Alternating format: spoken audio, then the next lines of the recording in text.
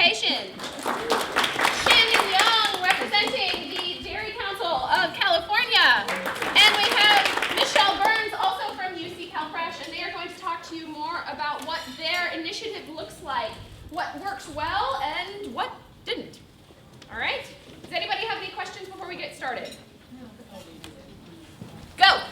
Okay, well, we're very excited to be here, and thank you for bringing us out, Kate and the folks from the Venn Center, to share what we are doing in California with the Smarter Lunchroom movement of California. We kind of a little bit rebranded. We'll talk about that in a little bit.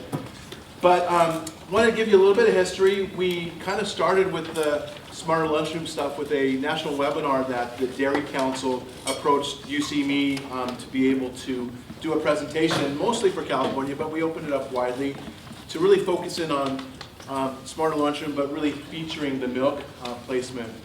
And how many of you here work with SNAP-Ed? So a few of you. And so, as you know, the USDA guidance for SNAP-Ed included Smarter Lunchroom in its guidance last year and again this year. So when I saw this video that was presented in Department of Ed as well, it's like, wow, this is a great opportunity to bring in some of the policy systems and environmental changes that we've been trying to integrate into our program since the Healthy Hunger Free Kids Act passed in 2010. And since I'm with Extension, I used to be with the Department of Public Health, we do mostly direct education and a lot in the classrooms. We really work with teachers and things like that. And I'm going, how do we link out of the classroom? You know, we're affecting the classroom, the teacher, but we really need to look at the environment. And wow, when I saw the video, it was like, this is what we got to do. And so from that, it kind of spun off into having regular meetings, and then we pulled. She has to dance. You have to dance. She's dancing out. And Brian just turned all red, so I don't know what that means, but whatever, that's cool. So who wants to dance next? So anyway, so it led to us bringing Kate out to really do a training for our folks. We held it at UC Davis, and it really began the Smarter Lunchroom movement of California. I won't get into more details than that, other than that we saw it from SNAP-Ed's perspective through the extension of really bringing in PSE into our classroom settings. I think each one of us will talk about how it really is important to our organization and how what we're doing collectively will do that. I want to share a little bit about, well, first of all, here we are, and so you can see the map of California, and all those little dots there, CDE is working with us, and they put in through a geomapping process the different school districts that we've trained and the school sites that we've trained. So you can see it's getting a lot of dots. That's a good thing. And now the next thing is looking at what it is that they're actually doing. So I want to talk a little bit about collective impact. This is something that we've kind of evolved from, or evolved to, as we are looking at the structure and coordination of our collaborative. Well, let me go into the history stuff, but I'll get into that. So this is California, and how many of you have been to California? A lot of you, very good. Thank you for coming to visit us. We like that. There's almost 38 million people there now, so when you look at scalability, I mean, that's huge. I mean, that's bigger than probably many of the states that are here put together. We're over 155, almost 156,000 square miles. We have 6.2 million students that are ones that we're targeting. There's over 10,000 schools and over 1,000 school districts. So when you look at what we can do, it's like it's endless. And so again, with all of your efforts and all of your collaboration, you still have a lot to do. And then there's the 58 counties in California, each one having, I guess there's great county offices of education as well.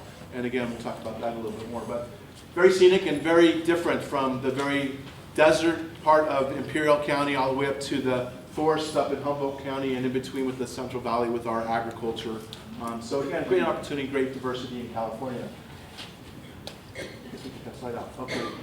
Also, it's important that in California, it might be in your slide set about just the nature and the ethnicity of our students. We have a majority of minority now. There's like 56% of our students are Hispanic, Latino, and only like 36% are white. So again, the shift and the changes in our state is really happening. And again, being able to create programs that reach a very diverse audience is quite challenging.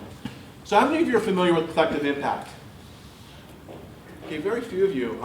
That's interesting. It's a term that's being used quite a bit. It's a really great theory and it's a great framework when you're looking at collaboration.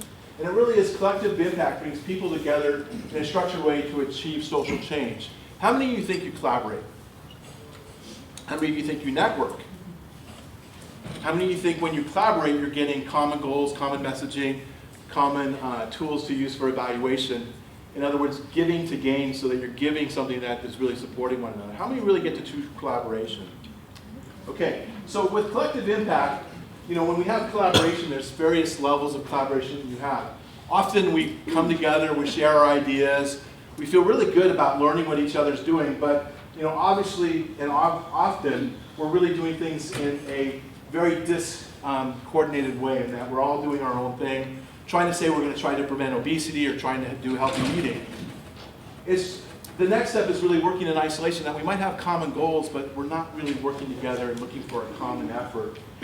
Or we're working very similarly, but on parallel tracks and not intersecting. So sometimes we're repeating things that others are doing, or we're reinventing things rather than sharing resources.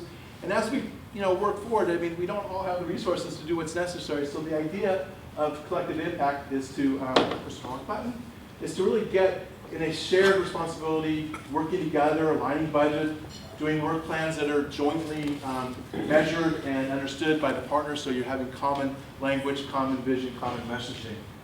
So these are the 5 conditions of collective impact, and these are things that we've begun to work on within our structure for the California Smarter Lunchroom movement, is that we really have come together to create a common agenda. We really feel it's important that we, as the leaders of trying to bring Smarter Lunchroom into California, at least for those that we're working with and those that we're training, we have the same vision, we have the same expectations. And we'll talk about the delivery between our different agencies in a minute. That we're beginning to really look at shared measurements, so that again, the impact that we have in California is jointly collected and jointly shared, so that none of us is individually getting the credit, but we're getting it collectively.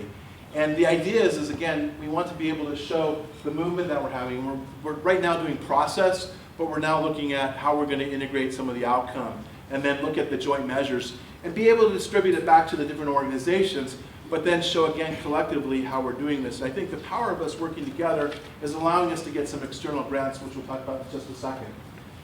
The other principle of collective impact is mutually reinforcing activities. So with Smarter Lunchroom, again, it's not fully prescribed, but there are key characteristics and steps, and we'll talk about what we do with our, what we call TAPS volunteers, or our staff going out. And so again, we're trying to get common tools and common processes and common reporting. So again, we're all working together on that. We meet regularly. This team that's sitting here, they meet a little bit more often than I do. I think sometimes they're joined at the hips, because when I see Shannon, Heather's always there, and vice versa, and we're all with different organizations.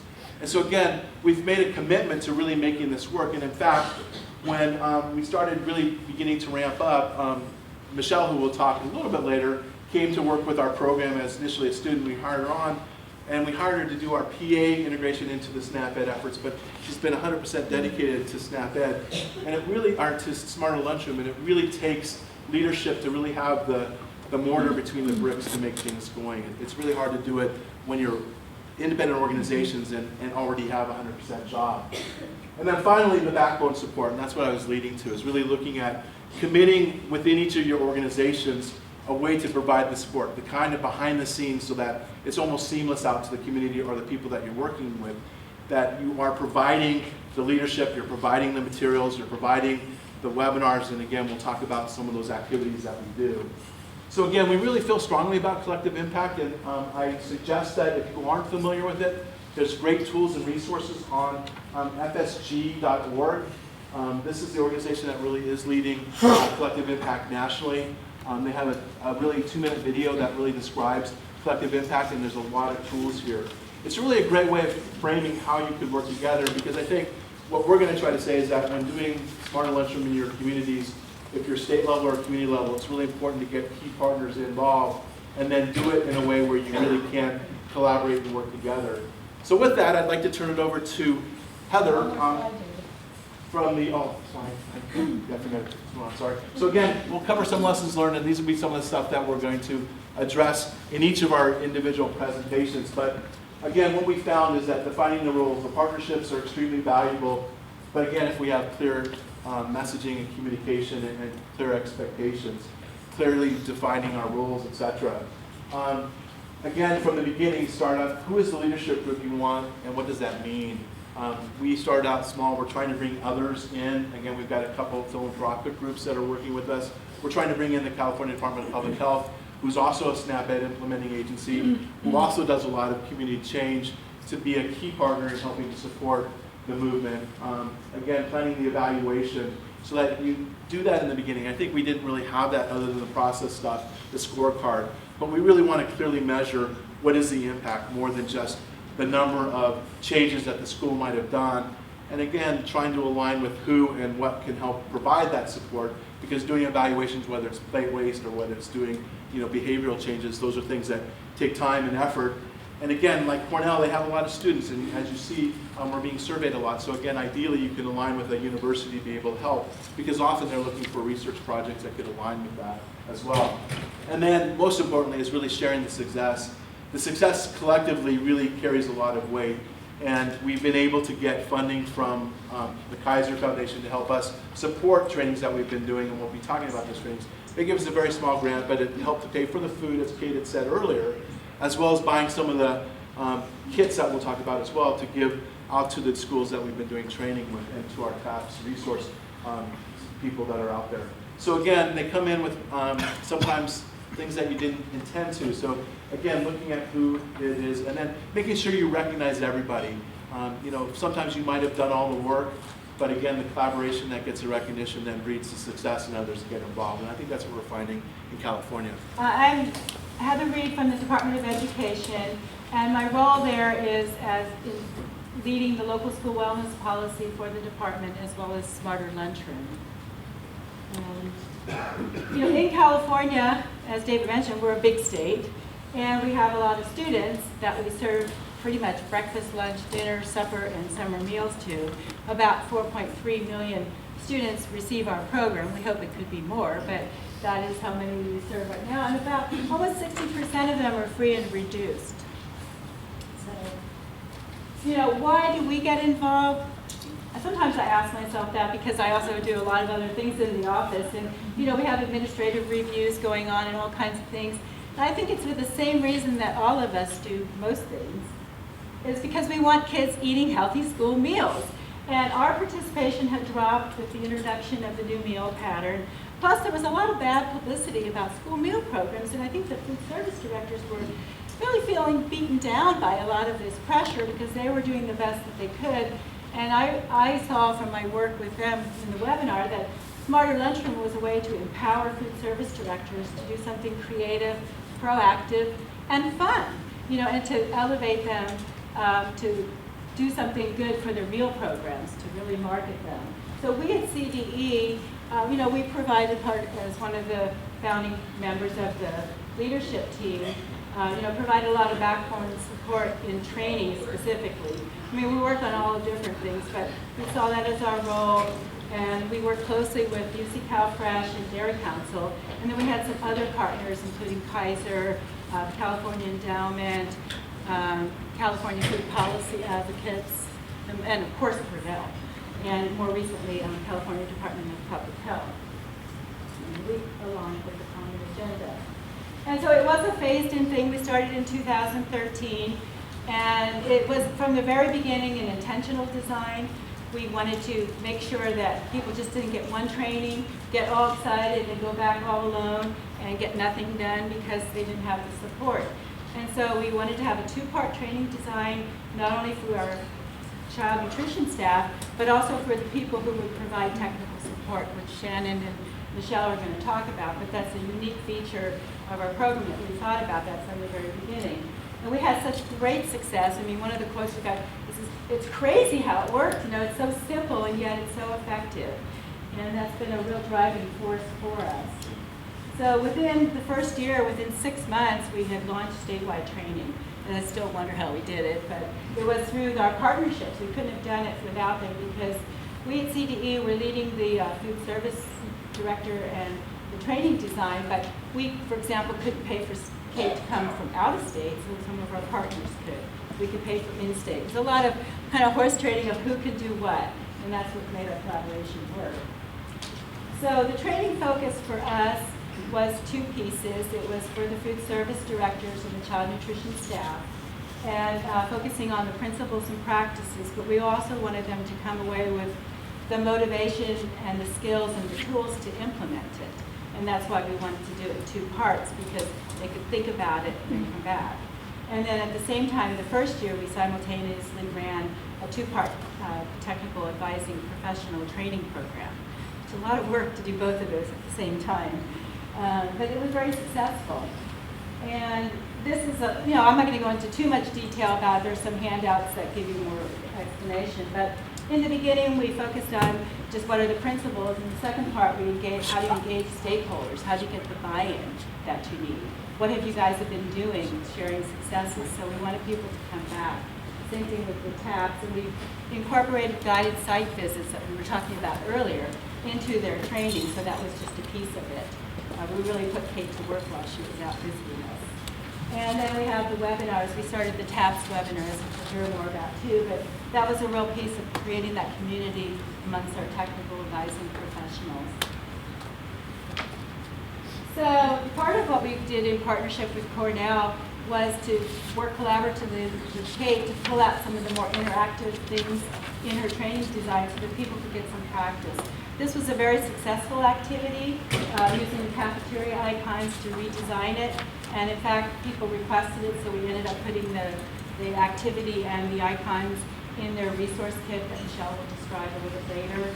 We also did another activity in the second part in which we had a carousel of best practices and different pieces of the scorecard.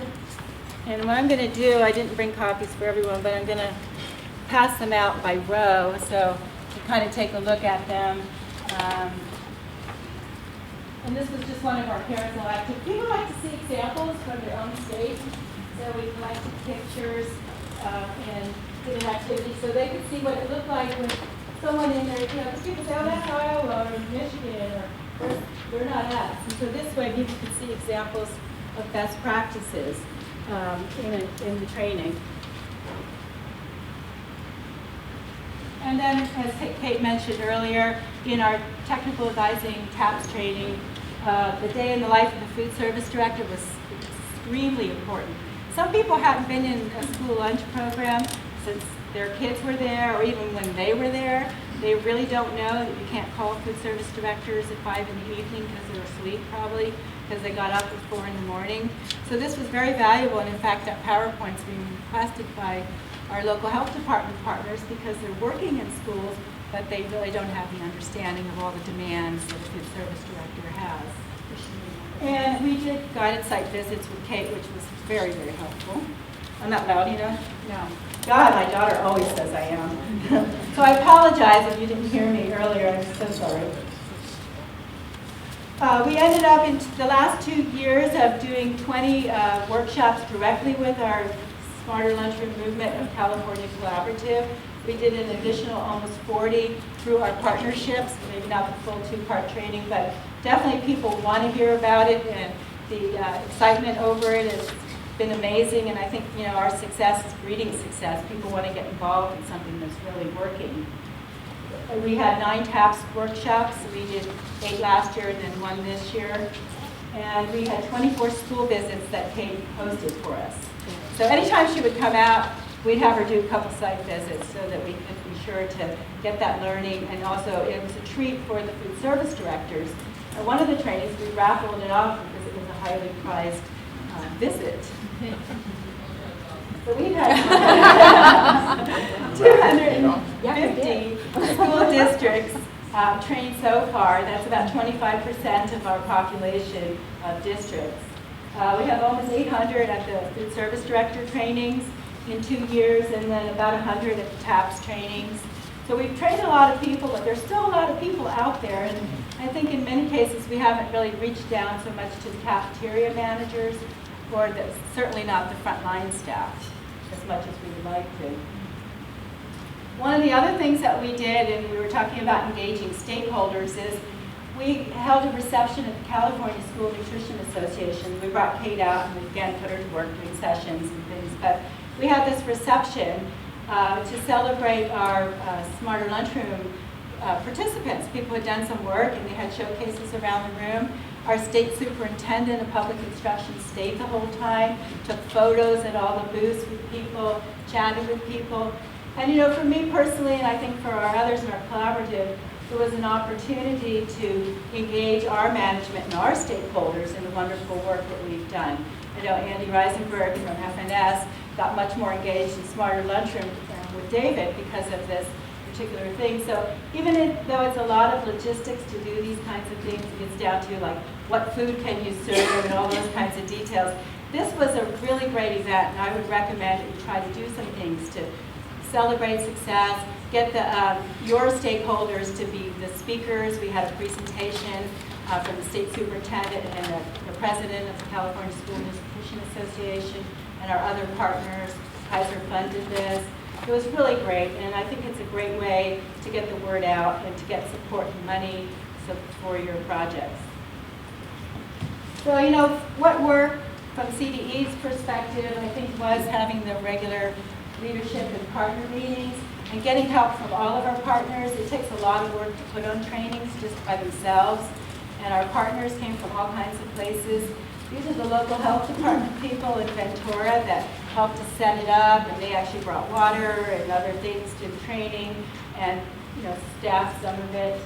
I think it made sense for us from the California Department of Education to be the lead for the training part because we reach out primarily to the food service directors. So everyone did a lot of promotion, but we definitely led that piece because those are our people, kind of. And then, you know, having all of us working together to bring out Kate. My management said, why don't you do the training? You know all Kate's jokes. I thought, well, that's probably true, but you know, Kate has had national experience, and then for our food service directors, it's really a draw to have someone from Cornell, someone besides the state people to come out. Her energy is so, you know, it just gets you going, and people went away very enthused. And then having the action plans that we did in the training, we had both in the first part and the second part, we had them say what they were planning to do, and we brought those back to them and said, hey, this is what you were planning to do, how can we support you? And we also hooked them up with a TAPS, a technical assistance provider, if they wanted one. We'll hear about that very shortly. And, you know, like I mentioned about the day in the life of the food service director and the school site visits and the promotion at the conferences. And you know what's kind of next for us, at least from CDE's perspective, we did this all without a team nutrition grant. This year we applied for one. We hope that we'll get it because we want to take some of that money, give it out directly to our food service directors because they've been telling us this is great. We just need a little money to buy those bowls, to integrate nutrition education with it, to support our training for our frontline staff. So we want to help this cohort of schools really implement Smarter Lunchroom with a few of their schools and then go throughout the district. And then, of course, to publish some electronic implementation guides based on our experience. We have some draft things that we're hearing about. And it's our hope that then they would roll it out throughout their district. I mean, it really is a movement, and I'm so proud to be part of it. Everyone. So I'm going to talk a little bit about what the TAPs are for us. And so I don't want to confuse you, and I might confuse myself, because we call our TAPs technical advising professionals, and there's a good reason for that. We really believe in having our TAPs not do all of the work in the school, but actually just really assisting, advising them on what could be done, of course helping, but that was really important to us. And as you have already learned, that these individuals really help to create the Smarter Lunchroom movement. So they're helping going out in the field and making it happen with the food service directors and staff. So right here, you see a process, and we've kind of created our own process that actually lines great with what Kate presented, or Erin presented earlier. And so it starts with trainings, and so Kate has come out quite a bit. We've also had some of our TAPs start doing the trainings as well. And then we also do an additional TAPs training, which might be a little bit different but really honing in on them and their needs. And then from those trainings, we do a guided site visit, and so that's also a big part of it. And then we have webinars and other professional development type trainings and things like that. Right now we hold quarterly webinars for our TAPs, and so that's a great way to bring them back together. We ask them some of the needs that they have, and we try to hone in on those specific topics as we hear more feedback from them. So what do they do? Well, in California, right now they're conducting, like I said, some of the trainings in their district.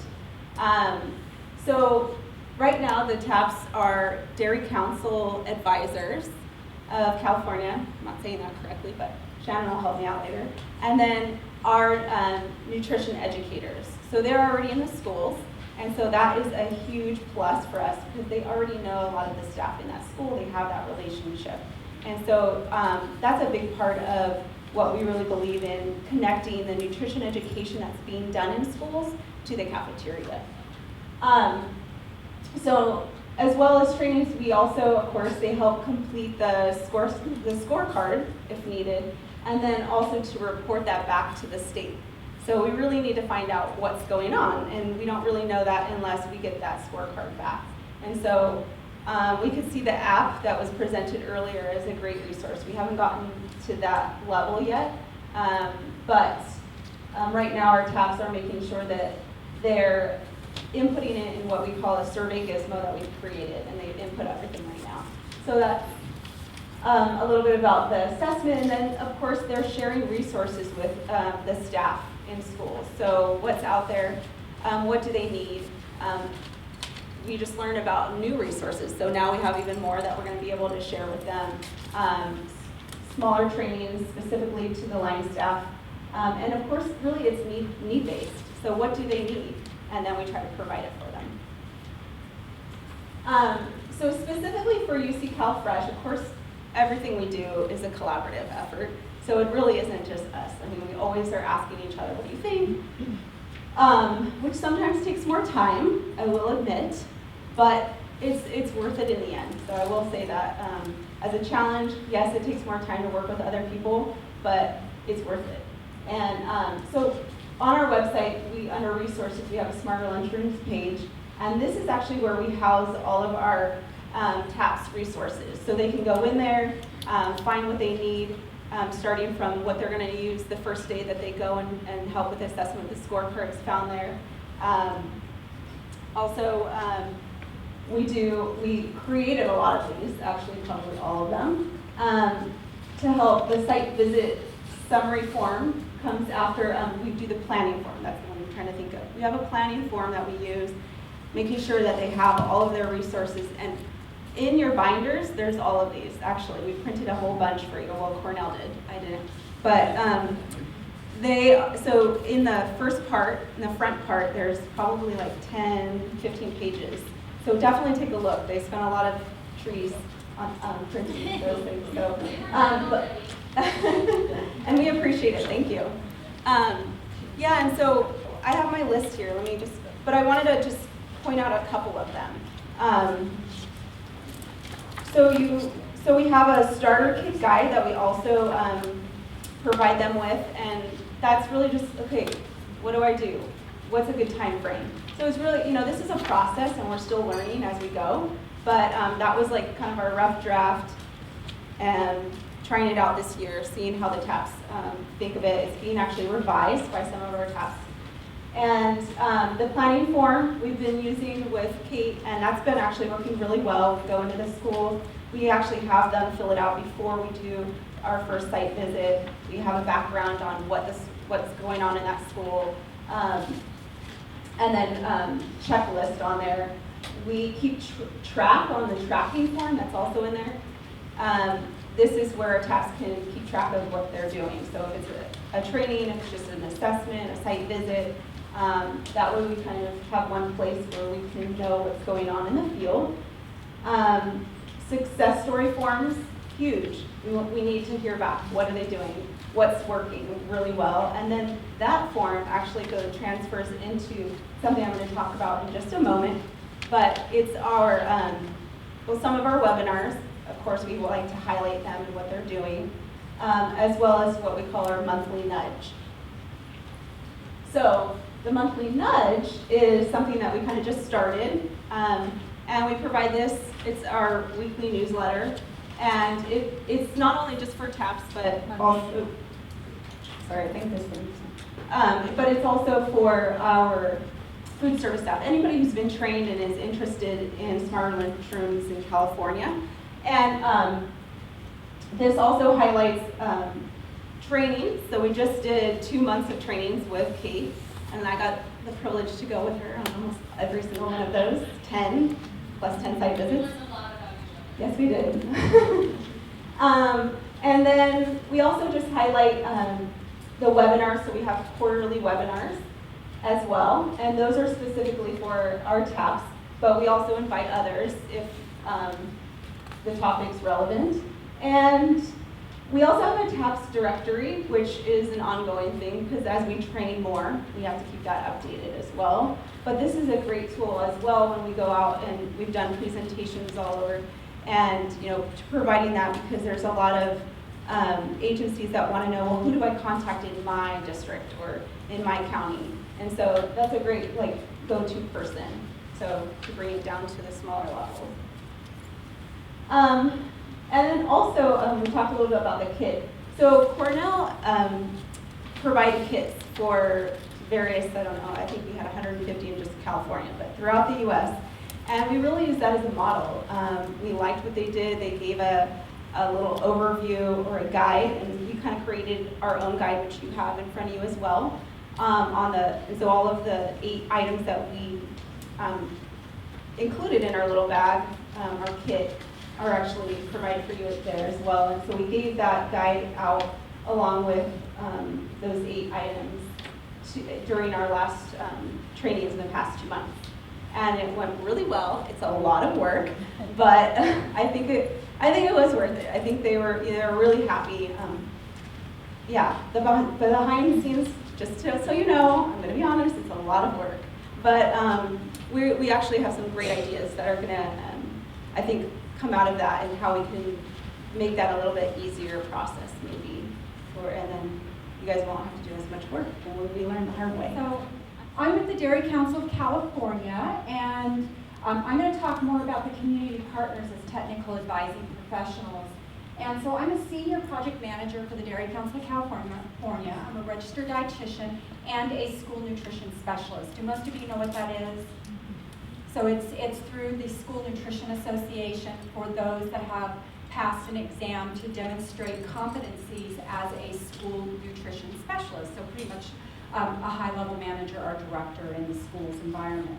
I worked for a very large school district in California, the 5th largest school district in California, called Elk Grove Unified School District, for 11 years as a school nutrition specialist, and implemented a comprehensive nutrition education program, as well as wrote and did the menu production worksheets for 16 menus every single month. It's a lot of work. How many of you do menus? Because I know we have some schools here.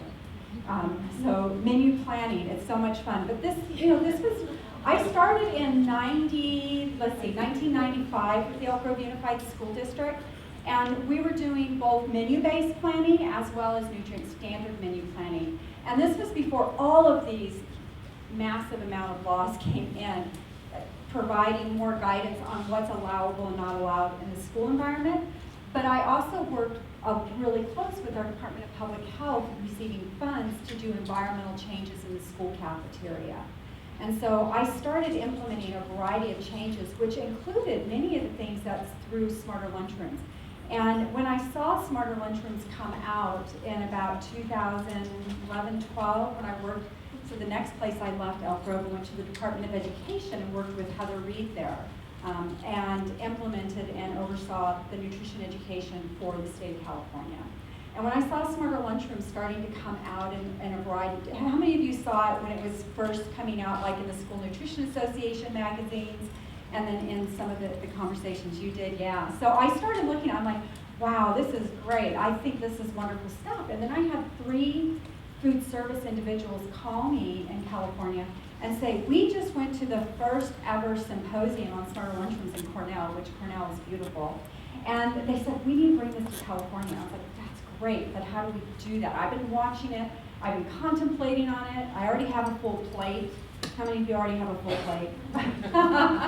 And I was like, how can we do it? So we collaborated and started talking, and that's how we started the webinar with UC CalFresh.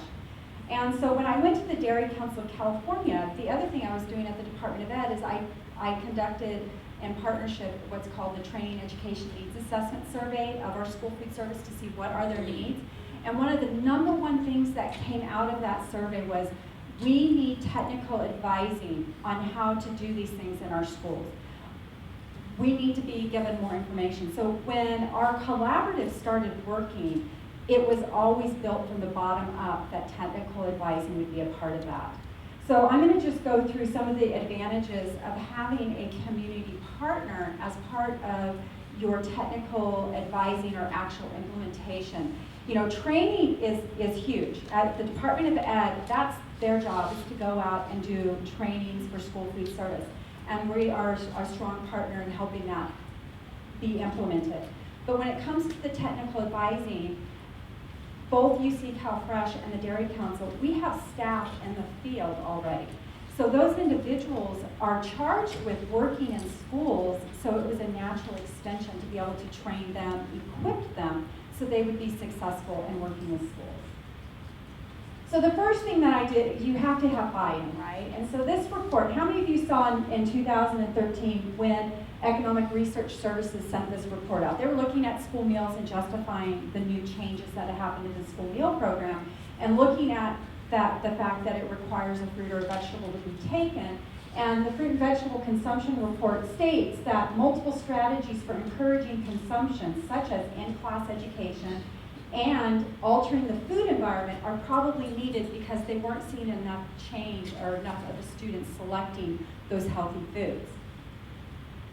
With the Dairy Council and with UC CalFresh, as well as with the Department of Education's oversight for nutrition education, there's the strategies for systems behavior change that we're doing.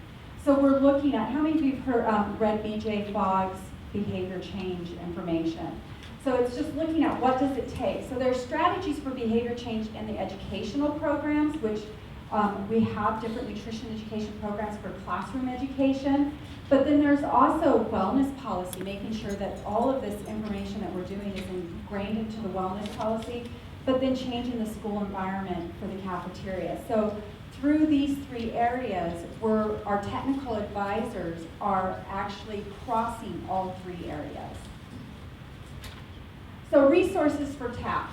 So we have national and state Smarter Lunchrooms advisors, which is great because in the state we have us at the leadership level, and then nationally we do work with Kate quite closely. We have each other. Quarterly Smarter Lunchrooms webinars. We encourage all of our TAPS individuals to participate on the community of practice webinars that are occurring. We also have resources that Michelle went over. We do training resources and trainer resources for them, and then we also do the listserv with the monthly nudge. So we are just now ending our first year of technical advising, and where it's been fully implemented. And so what we did is that we looked at the scorecard and evaluated it from the initial visits to what Kate has shared what's happening nationally.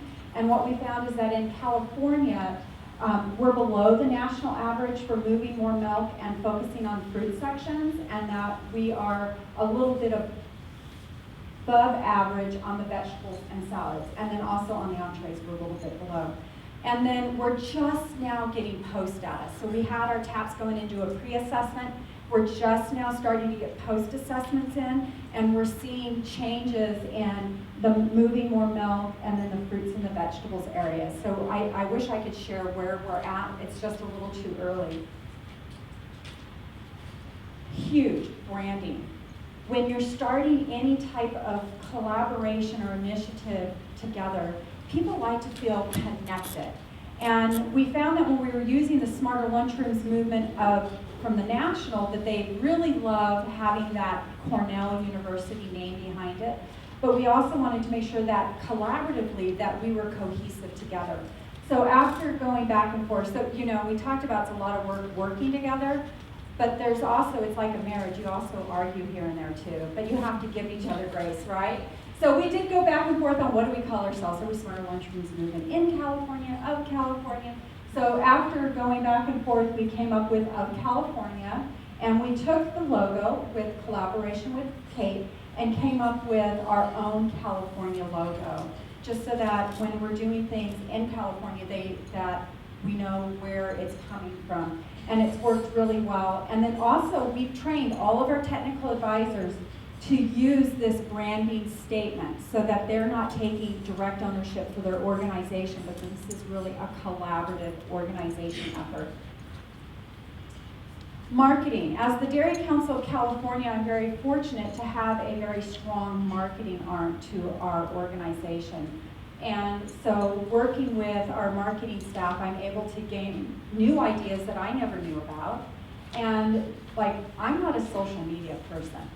But what we did is last year, when we first started our Smarter Lunchrooms initiative, I went to a school site, Roseville City School District in California, and started working with the food service director there and said, I want to do technical advising, but I need to put together resources for our staff, and I've never done it. So let me come in, work with you, and see what we need to do. So a lot of the resources that we're sharing today came out of that initial pilot site and what the needs were as we walked through that process. But the other thing is marketing and being able to take success stories and put them out in different areas. So through the Dairy Council website, through the Kaiser Thriving Schools website, through the UC CalFresh, and then I have a fourth one that I didn't post here, but also through the Cornell University. And when you're working with your school staff and go through some of the trainings on incentives with Kate, one of the things that when we talk about getting administration buy-in is that you need to be able to highlight their success, because principals and superintendents and CBOs, they want their school district and their school sites to really be highlighted. This is a great way to share with them. After we go through this process together, I will help market it for you. And that's a huge bonus for them because they don't have the time to market their programs. Here's some other examples. Through the Poppy Seeds, which is the California School Nutrition Association's quarterly journal, we've been posting what's happening in California on the movement and highlighting best practices. And then being that I'm with the Dairy Council, we also do marketing with a whole nother audience that traditionally would not happen, and that's with these dairy producers and processors, but remember, they're also parents and grandparents, and they have kids in schools, and marketing to them the great healthy things that are happening in our schools. And with the intent that we're focusing on all 5 food groups. The other is that through the Dairy Council of California, we've created 5 food group posters, because one of the strategies is to do nutrition promotion in the school cafeterias. That's both in the wellness policy as well as part of the Smarter Lunchrooms. And so helping to educate through the cafeteria environment and then connecting it back to the efforts that are going on in the classroom. This poster here, the milk coolers, they're very sterile. They're very stainless steel. One of the things that we were finding is that many of our districts were taking milk out of the cooler during lunchtime, putting it out for the hour, hour and a half during lunch service onto the countertops, which a lot of times, if you have second graders coming through or kindergartners, it's now the milk is up to here and they're trying to find their milk, that it wasn't working. And so this one school district, they use the milk pouches, which, let's be honest, it's not setting great taste expectations, is it?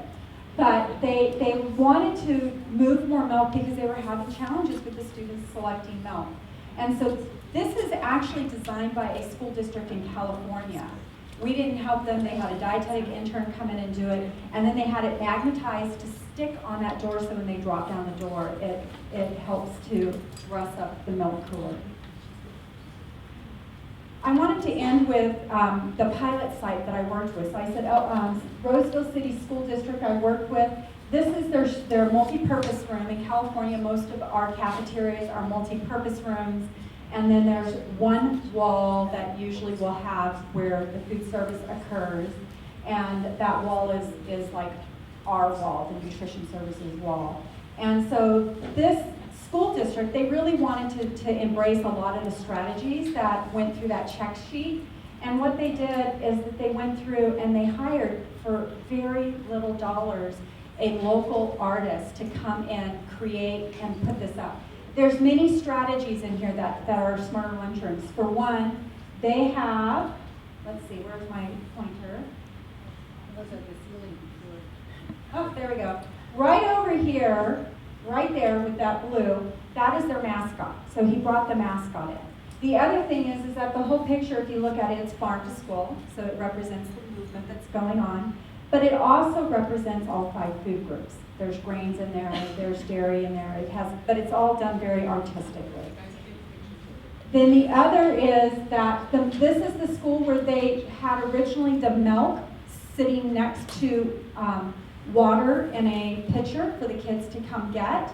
And the kids could barely reach the milk. They were taking more water, and then the milk was sitting out. And in California, our cafeterias can be 80, 85 degrees easily because it gets warm early, not like here. So the other is that they put the milk back in the cooler, they moved the milk over here, and he designed this spot specifically with the cow behind it. And made it so that the kids would first come in, get their milk, then they get their entree, and then they go through a beautiful salad bar that's been set up. And when this first launched, we did it to where he painted over the summer. And when the students came back, I went back at the first day of school to interview the staff, the principal, and the students to see what they thought. And the kids were so sweet. I love sitting down with the kids and talking to them at lunchtime because they tell you the most silliest things. And the kids were saying, though, they caught on that this was branded with their mascot. They were saying, I love it because it shows school spirit. And those were typically like your 4th, 5th, and 6th graders. And the little kids were catching on this pink rooster. They loved the pink rooster. Now, I also sat and I talked with the principal. I was like, well, what do you think about this? And the principal was saying, I absolutely love that our school food service is really making this about an eating environment and educating our kids about healthy food choices. And that this visually represents it, and this just creates a positive place for the kids to eat. So it's just really interesting. And the school food service staff, all of them had been there 10 plus years each. There was 3 of them in that kitchen. And they were all energized because this was the first time that their cafeteria had been dressed up, as well as the first time that they really felt really proud of the environment that they were feeding the kids from. And getting their comments was really great. So that qualitative data is really great as you are moving your movement in your state to share with others to get their buy-in. So the last thing I wanted to share real quick was, what's the magic ingredient in California for us to be working together? And so we asked each other, what is it? And I'm going to have each of them share. What was it for you, Heather? For me, it was synergy and friendship. And for us, it was really collaboration, collective impact, and really look at the outcomes. I forgot my word, but it's going to be partnership right now. Trust. Trust. Trust. She had trust.